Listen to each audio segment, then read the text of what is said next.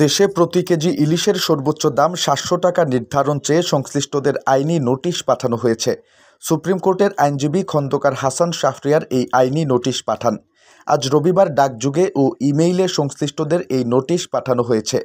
বাণিজ্য মন্ত্রণালয়ের সচিব, মৎস্য ও প্রাণী সম্পদ মন্ত্রণালয়ের সচিব, জাতীয় ভোক্তা অধিকার সংরক্ষণ অধিদপ্তরের মহাপরিচালক, বাংলাদেশ প্রতিযোগিতা কমিশনের চেয়ারম্যান, জাতীয় রাজস্ব বোর্ডের চেয়ারম্যান এবং আমদানি ও রপ্তানি দপ্তরের প্রধান নিয়ন্ত্রকের ঠিকানায় পাঠানো হয়েছে এই নোটিশ।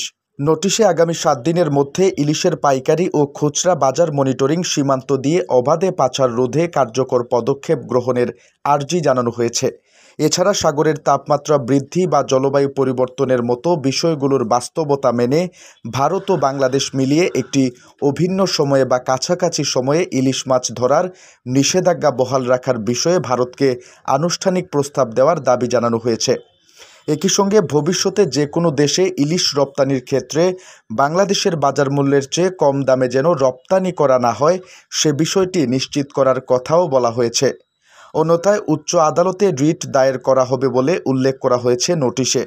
এতে আরও বলা হয়, বাংলাদেশের জাতীয় মাছ ইলিশ মূলত বঙ্গোপসাগরের মাছ।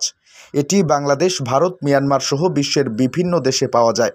বাংলাদেশের চেয়ে ভারত ও মিয়ানমারের সমুদ্রসীমা অনেক বেশি বিস্তৃত। ভারত ও মিয়ানমারের সমুদ্রসীমায় প্রচুর ইলিশ উৎপাদন হয়।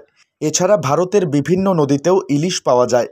ইলিশ সাগরের মাছ হলেও ডিম পাড়ার জন্য যখন পদ্মা নদীতে আসে তখন ইলিশ মাছ পদ্মা নদীর বিভিন্ন প্রাকৃতিক খাবার খেয়ে পরিপুষ্ট হয় এবং প্রাকৃতিকভাবে অত্যন্ত সুস্বাদু হয়ে ওঠে। মূলত পদ্মা নদীর ইলিশ মাছই স্বাদে ও গন্ধে উৎকৃষ্ট। যেহেতু ইলিশ সাগরের মাছ, তাই এই মাছ পুকুরে বা অন্য কোনো স্থানে চাষ করতে হয় না। ফলে ইলিশে কোনো প্রকার উৎপাদন খরচ নেই। এটি শতভাগ প্রাকৃতিকভাবে উৎপাদিত মাছ।